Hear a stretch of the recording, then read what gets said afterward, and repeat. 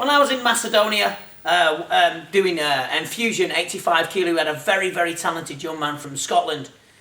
And it's not a surprise that this guy was given all the skills that he's needed to fight in kickboxing, K1 and Muay Thai. His trainer, a good friend of mine, Gary O'Brien. Gary, how's it going? I'm very well.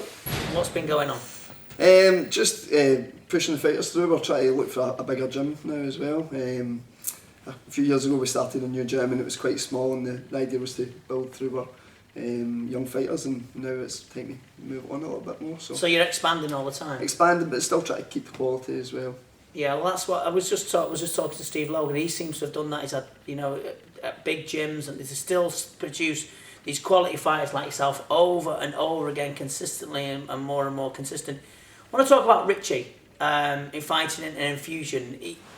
Talented kid. Yeah, really special.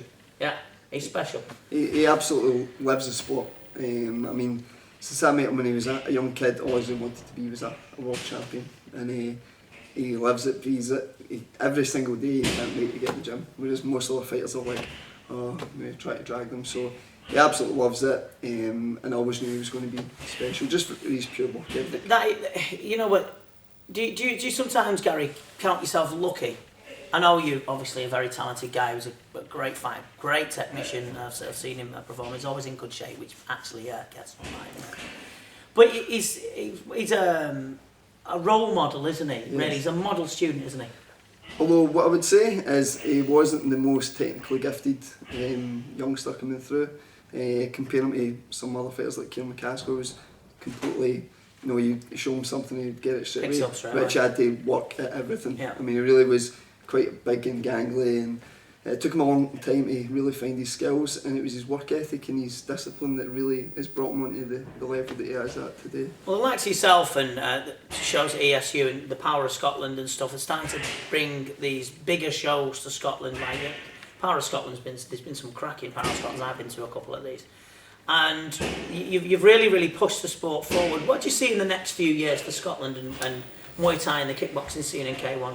As far as Power of Scotland, a few years ago we took a little step back. Right. We were kind of really showcasing a lot of the top English fighters, facing sort of world class fighters. Yeah. And to be honest, it wasn't sustainable for Scottish Muay Thai. And ticket wise? No, not in terms of tickets, but in terms of fighters coming through. The English fighters have always been at a much higher level than the Scottish guys, and we were never going to really get close or even compete unless we started to bring through our own young guys. And a few years ago we kind of took a little step back and started to bring through the young guys and making them the focal point, i.e. Richie, and the young Scottish lads are really coming on, and they've now become sort of main event fighters. Yeah, JP right. Gallagher, Chrissy Shaw, there's been some good kids. There's absolutely loads of them.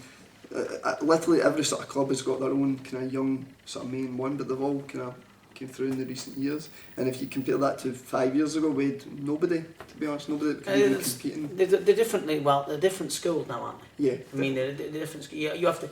What I like about yourself, Stephen, and and the team too, they seem to have. You're moving with the times. You know, the people are stuck in the dinosaur age, and they've blinkered. But you haven't done that. You've seen the strength and conditioning side and stuff, and the nutrition and all that sort of stuff. Nutrition, I should have mentioned that, shouldn't I? I think that's just life in general. I think things like the internet, YouTube, it's easier to get information and knowledge, whereas before it must have been quite difficult to really expand. And I think any good coach, worth their sort of salt, would want to expand and want to get better and want to learn new things. And we've got a seminar with yourself, just again try to look at the mental aspects and always try to improve. And I think you owe it to your fighters to try and expand. Yeah, and that's a perfect way to say it. Is you do owe it to the fighters. You owe it.